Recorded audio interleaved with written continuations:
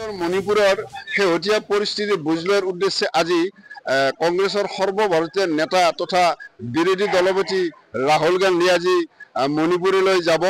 ইয়াৰ আগতে তেখেতে দিল্লীৰ পৰা ইয়াতে কুম্ভীগ্ৰাম এই বিমানবন্দৰ অৱতৰণ কৰিব আৰু খন্তেক পিছতে ৰাহুল গান্ধী আহি ইয়াত কুম্ভীগ্ৰাম বিমানবন্দৰ উপস্থিত হ'ব। ইয়াৰ পৰা তেওঁ পোনে পোনে গাড়ীৰে জিৰিঘাটলৈ যাব আৰু জিৰিঘাটত যে আমাৰ অসমত কাছাৰ জিলাত যিবিলাক শৰণাৰ্থী আশ্ৰয় লৈ আছে এই আশ্ৰয় শিবিৰত গৈ তেওঁ সেই শৰণাৰ্থীসকলৰ খোজ খবৰ ল'ব, তেওঁলোকৰ বুজ ল'ব, তেওঁলোকৰ সৈতে মত বিনিময় কৰিব। তাৰপিছত তেওঁ জিৰিবামলৈ যাব অৰ্থাৎ মণিপুৰলৈ যাব। মণিপুৰৰ পৰা তেওঁ পুনৰ এয়াৰপৰ্টলৈ ঘূৰি আহিব। এয়াৰপৰ্টৰ পৰা পোনে পোনে ইম্ফললৈ যাব।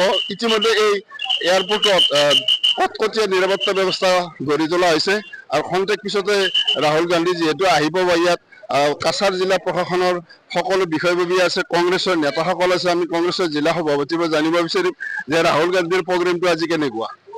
আজি আমাৰ সৰ্বভাৰতীয় নেতা ৰাহুল গান্ধীজী তেখেতে এই অসমত যে বানপানী হৈছে সেই বানপানী সমস্যা লৈ তেখেতে এয়াৰপৰ্টত আহি আমাৰ মাননীয় প্ৰদেশ কংগ্ৰেছৰ সভাপতি ডাঙৰীয়া এতিয়া আহি পাইছে।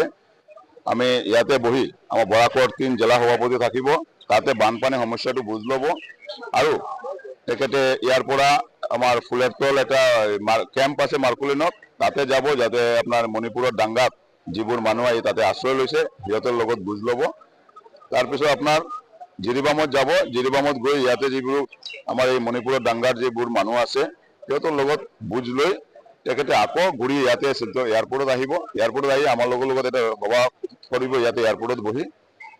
আমাৰ কিছুমান ডিমাণ্ড আছে, বিশেষকৈ আমাৰ বৰাক উপত্যকাত যেনেকৈ আমাৰ ৰোড কণ্ডিশ্যন নাই, আমাৰ ফ্লাইটৰ প্ৰব্লেম, আমাৰ ট্ৰেইন লাইনৰ অসুবিধা, সেইবোৰ লৈ আমি আমাৰ নেতা ৰাহুল গান্ধীৰ ওচৰত আমি এটা মেমৰেণ্ডাম দিম যাতে তেখেতে কেবিনেটত এই বস্তুটো উঠাব পাৰে আৰু আমাৰ প্ৰদেশ কংগ্ৰেছ সভাপতিৰ ফালৰ পৰা এটা স্মাৰকপত্ৰ আমি দিম ৰাহুল গান্ধীজীৰ ওচৰত যে আমাৰ এই বানপানীৰ সমস্যাৰ কাৰণে যিটো আমাৰ স্পেচিয়েল ফাণ্ড চেণ্ট্ৰেলৰ পৰা দিয়ে আজিলৈকে সেইটো দিয়া নাই, ৰাইজত মাত্ৰ 250 কোটি টকা দিছে, সেইটো যাতে মুকলি কৰাই দিব পাৰে। আমাৰ নেতা যাতে আমাৰ অসমৰ কণ্ঠ হৈ তেখেতে যাতে বিধানসভাত এইটো উত্থাপন কৰিব পাৰে, সেই বস্তুখন লৈ আমি ৰাহুল গান্ধীজীৰ ওচৰত দিম। সমীৰ চেণ্ডেকা, আপোনাক আমাৰ কুম্ভীৰগ্ৰামৰ পৰা পৰিৱেশ দেখুওৱাৰ বাবে ধন্যবাদ জ্ঞাপন কৰিছোঁ।